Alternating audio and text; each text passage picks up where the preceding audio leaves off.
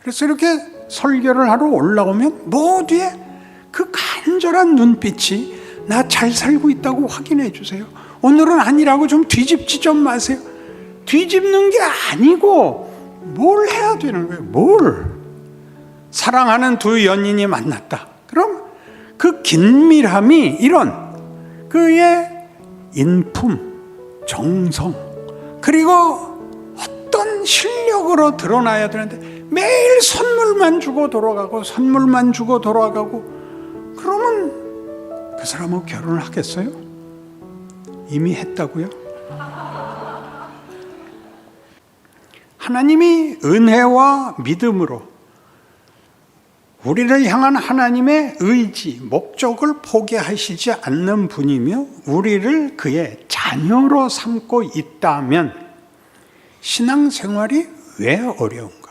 우리가 믿음을 고백하고 순전한 순종을 약속하고 하는 때에도 하나님은 왜 우리에게 그 지금 설명한 시기에 우리에게 은혜를 베풀기를 기뻐하시고 믿음으로 관계를 지속하시는 분이 우리의 현실을 이렇게 살게 하는가 하는 것이 문제죠. 이 히브리서 11장은 히브리서에 있는 겁니다. 그게 정말 쉬운 얘기죠. 히브리서 얘기는 전부 뭐냐 하면 지금 제가 던진 질문을 묻고 있는 겁니다. 예수 잘 믿는데 왜 이렇게 신앙생활이 어렵습니까? 그래서 히브리서 3장 12절에 가시면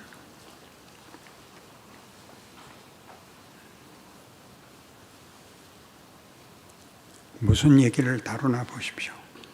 형제들아 너희는 삼가 혹 너희 중에 누가 믿지 아니하는 악한 마음을 품고 살아계신 하나님에게서 떨어질까 조심할 것이요 오직 오늘이라고 일컫는 동안에 매일 피차 권면하여 너희 중에 누구든지 죄의 유혹으로 완고하게 되지 않도록 하라.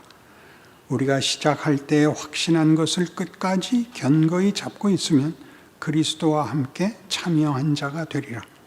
성경에 일렀으되 오늘 너희가 그의 음성을 듣거든 경노하시게 하던 것 같이 너희 마음을 완고하게 하지 말라 하였으니 듣고 경노하시게 하던 자가 누구냐? 모세를 따라 애굽에서 나온 모든 사람이 아니냐? 또 하나님이 40년 동안 누구에게 노하셨느냐?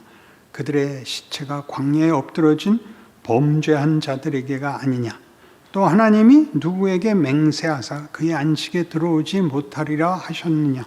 곧 순종하지 아니하던 자들에게가 아니냐? 이로 보건대 그들이 믿지 아니하므로 능히 들어가지 못한 것이라. 쉽게 읽으면 출애굽은 했지만 가나안에 들어가는 일은 믿음이 없어서 실패한 이스라엘의 역사를 다루는 것으로 보입니다. 그러나 아시다시피 출애굽 사건이라는 것은 우리들에게 출애굽으로만 돼 있지 가나안 입국에 대한 이해로는 대단히 부족합니다. 여기서 롯데타워를 가려면 맨 먼저 해야 될 일이 뭡니까? 롯데타워를 가려면 뭐 뛰어나신 분들은 일어서야 됩니다. 뭐 이렇게 나오겠죠. 이 교회당을 나가야 됩니다. 그러니까 구원이란 뭐냐 하면 구원의 목적지에 가려면 죄와 영벌에서 꺼내야 됩니다. 근데 왜 꺼냈습니까? 가야 할 곳이 있지요. 여기가 구원론의 그 감동과 모든 내용이 나는 죄사함을 받아서 나는 오늘 죽어도 천국 가에 머무르고만. 출애굽은 굉장한 사건입니다. 왜요? 10가지 재앙과 홍해를 가르고 불기둥 구름기둥의 인도를 받으며 바위에서 나오는 샘물을 마시며 만나와 메추라기를 먹고 걸은 그 어느 역사보다도 가장 많이 하나님이 개입하신 충분히 돌보신 사건이지만 그 모두는 다 가나안에 들어가는 것이 목적입니다. 가나안은 천국을 의미하지 않습니다. 가나안에 들어가야 됩니다. 종되었던 곳에서 나와 자유 시민이 되어야 됩니다. 근데 여길 가지 않습니다. 믿음이 없어서 못 갔다 그럽니다. 그래서 하나님이 어떻게 하기로 했다고요? 너희들은 여기 결코 못 들어간다. 내가 맹세코 너희는 다 여기서 죽으라고 명한다. 그래서 많은 분들이 질문을 하죠. 애굽은 나왔는데 가나안에 못 들어간 사람들은 천국 갔어요? 지옥 갔어요? 어디 갔으면 좋겠습니까? 어디 갔으면? 모세가 함께 죽어서 그들은 지옥 갔다고 말하지 않습니다. 그러나 여기 나오는 단어들은 너희들은 다 죽어버려 그러는 것 같은 어조, 심각하고 절망적이죠. 뭐라고 얘기를 하죠? 누구에게 화를 냈느냐? 모세를 따라 애굽에서 나온 자들인 겁니다. 그들이 이 욕을 먹습니다. 뭘 못했다고요? 믿음으로 들어갈 것을 거부했다고요. 그러니까 구원이란 가장 1차적으로 천국 가는 것도 아니고 죄사함을 받는 것도 아니고 하나님이 우리에게 믿음을 근거로 한 모든 것을 주신, 믿음을 근거로 했다는 것은 하나님이 우리와 자신의 관계를 어떤 보상, 어떤 조건, 어떤 자격, 어떤 노력이라는 원인과 결과의 방법론으로 우리를 부른 것이 아니라 너는 내 자식이야 이렇게 부른 분이라는 거죠. 그러니 우리에게도 요구하는 믿음은 하나님은 내 아버지야 이렇게 자신을 이해하라는 거죠. 얼마나 잘했느냐 못했느냐는 2차적인 문제인 것입니다. 저 사람은 예수 안 믿어도 천국 갈 사람이야. 이렇게 예수 믿고 착하게 살았으면 됐지 뭐가 더 필요해. 이런 식으로 결국 보면 하나님이 인격적 대상, 관계 대상으로서 신앙이 크는 것이 아니라 윤리와 도덕에 의해서 하나님이 나에게 보상을 해줘야 되는. 그래서 실제적인 우리의 신은 매일 어쩌다 한번 선행이라도 하고 어쩌다 한번 착한 일을 해서 이만하면 됐지요를 확인하는. 그래서 이렇게 설교를 하러 올라오면 모두의 그 간절한 눈빛이 나 잘 살고 있다고 확인해 주세요. 오늘은 아니라고 좀 뒤집지 좀 마세요. 뒤집는 게 아니고 뭘 해야 되는 거예요? 뭘? 사랑하는 두 연인이 만났다. 그럼 그 긴밀함이 이런 그의 인품, 정성, 그리고 어떤 실력으로 드러나야 되는데 매일 선물만 주고 돌아가고 선물만 주고 돌아가고 그러면 그 사람하고 결혼을 하겠어요? 이미 했다고요? 사람과 사람 사이의 관계의 최고의 본질은, 방법은 사랑과 믿음인 것입니다. 그러니 기독교가 그토록 하나님은 사랑이시다. 나를 믿어라. 믿어라는 조건으로 제시되는 것이 아니라 제발 나를 알아라. 내가 너한테 누구인지를 알아라. 밤낮 주시옵소서 좀 그만해라. 그게 기독교입니다. 그러니 이 실패들은 굉장히 무섭죠. 얼마나 화를 내세요. 결국 너희는 내가 보상의 대상인 것에 불과하다. 구약의 이스라엘 역사의 제일 큰 죄는 뭐죠? 우상입니다. 우상은 뭐죠?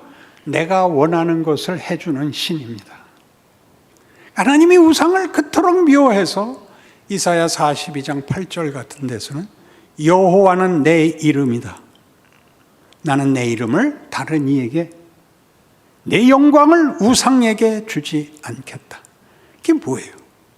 자식이 아버지에게 밤낮 나 이번에 이런 거 할 테니까 뭐 사주세요. 우린 그런 방법을 씁니다. 그 방법이 통하는 이유는 자식이 아버지한테 부탁하는 것이니까. 그런데 구약을 보시면 이스라엘은 하나님을 아버지로 섬기지 않습니다. 내 소원을 이루어주는 신에 불과해집니다. 하나님이 뭐라고 화를 내냐 하면 너희가 만든 우상을 봐라. 입이 있냐? 말을 하냐? 미래를 약속할 수 있냐? 왜 그것들에게 가서 엎드리냐? 이것은 우상을 섬긴 게 최고의 죄다가 아니라 내가 너희를 뭘 만들고 나와 어떤 관계를 완성시키려고 하는지에서 떠나가 있지 않냐? 너희는 기껏 너희 노력의 보상 이외에는 아무것도 기대하지 않는 고아가 됐지 않았느냐? 무지한 놈이 되고 말지 않았느냐라고 경노하십니다. 그게 성경이 말하는 믿음입니다. 그러니 로마서 3장에 가셔서 구원에 관한 성경에 이 가장 많이 인용되는 본문을 보십시오. 로마서 3장 23절. 모든 사람이 죄를 범하였음에 하나님의 영광에 이르지 못하더니 그리스도 예수 안에 있는 속량으로 말미암아 하나님의 은혜로 값없이 의롭다 하심을 얻은 자 되었느니라. 이 예수를 하나님이 그의 피로써 믿음으로 말미암는 화목제물로 세웁니다. 믿음으로 말미암는, 하나님이 우리를 포기할 수 없기 때문에, 너무 소극적인 표현이고 하나님이 우리를 사랑하시기 때문에 예수를 보낼 때도 구약과 신약을 잇는 거기 새로운 시작의 주인은 예수입니다. 예수가 오시는 시점은 이스라엘이 완전히 망하고 그 다음엔 400년 동안 그냥 버려진 상태, 절망의 끝에서 등장하는 예수의 등장은 하나님이 세상을 이처럼 사랑하사입니다. 이렇게 등장하는 겁니다. 믿으면 구원을 얻고 안 믿으면 지옥가가 아니라 저를 믿는 자마다 라는 단어에 다 붙잡혀가지고 멸망치 않고 구원을 얻으리라. 예수 믿어? 믿어? 다음 절 17절이 뭐예요? 그 아들을 세상에 보내심은 세상을 심판하려 하심이 아니요 저로 인하여 세상이 구원을 받게 하려 하심이라. 하나님의 의도가 근거가 어디에서? 도덕이 아니고 잘잘못이 아니고 관계에서 그는 창조주로서의 의리도 지키고 우리의 아버지가 되려 하시고 우리와 믿음과 사랑을 나누는 관계가 되자고 요구하시는 것입니다. 그래서 계속 사랑 타령인 것이죠. 그래서 여기 이렇게 등장을 해요. 하나님의 영광에 이르지 못했다. 죄를 지어서 도덕적인 문제가 아니라 가장 핵심적으로 하나님의 자녀, 하나님이 그 자녀로 인하여 기뻐하는 아버지 되는 영광, 그 자녀가 하나님을 아버지로 모시는 그 자녀의 영광, 그 사이는, 그 관계는 믿음이죠. 믿음이란 상대를 향한 의리, 정성, 상대를 위해서라면 죽을 수 있는 것. 두 단어가 다 그렇죠. 사랑도 그렇고 믿음도 그렇습니다. 하나님이 예수를 보내어 뭘 증명하시죠? 너희를 위해서는 내가 죽을 수 있다. 이게 기독교입니다. 아멘까지 바라진 않았지만 그따위 눈총으로 보고 있으면 곤란합니다. 그래서 보세요. 25절부터 다시 볼게요. 이 예수를 하나님이 그의 피로써 믿음으로 말미암는, 그러니까 믿음으로 말미암는 근거가 뭐였다고요? 우리와의 관계를 끊을 수 없기 때문에. 수동적으로 얘기하면 안 돼요. 적극적으로. 하나님은 결코 우리를 그 사랑에서 떼놓을 뿐이 아니기 때문에 화목제물로 예수를 세웁니다. 하나님께서 길이 참으시는 중에 전에 지은 죄를 간과하심으로 자기의 의로우심을 나타냅니다. 그가 사랑과 믿음의 주인이라는 것을 나타내는 겁니다.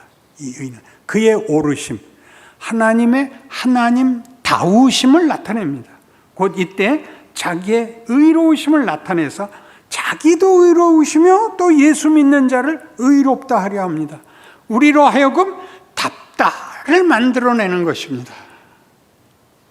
하나님이 하나님답다를 예수를 통하여 증명하시며 예수로 말미암아 우리를 구원한다는 말이 우리로 하여금 하나님의 자녀답다를 만들겠다는 겁니다. 여러분 자녀를 기르시면 늘 겪는 경험이시겠지만 누구랑 원수가 되고 싶으면 그 자식을 흉보면 된다 그랬죠. 그 할 말은 아니지만 당신은 그래도 성공한 사람인데 그 자식은 이렇게 망나니야. 그러면 이제 같은 교회는 못 다니는 겁니다. 누구에게 잘 보이고 싶으면 뭘 하라고요, 그러면? 야, 너 자식 하나 잘났다. 넌 정말 사실 별거 아닌데 내 자식은 그냥 링컨 같고 슈바이처 같다. 야, 난 정말 놀랬다. 그럼 뭐 그날부터 전 재산을 물려줄 수 있죠. 하나님이 그러셨으니까. 그러니까 믿음을 어떻게 써야 되는가? 배우십시오. 세상엔 믿음이 없습니다. 사랑이 없습니다. 그런데 우리 안에 가득 그 갈증, 그 굶주림이 있습니다.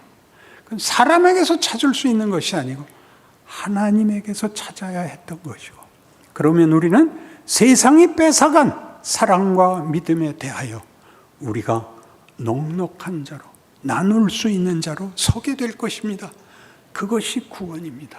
여러분의 삶에 이 권능이 넘쳐나시기를 바랍니다. 기도하십시다.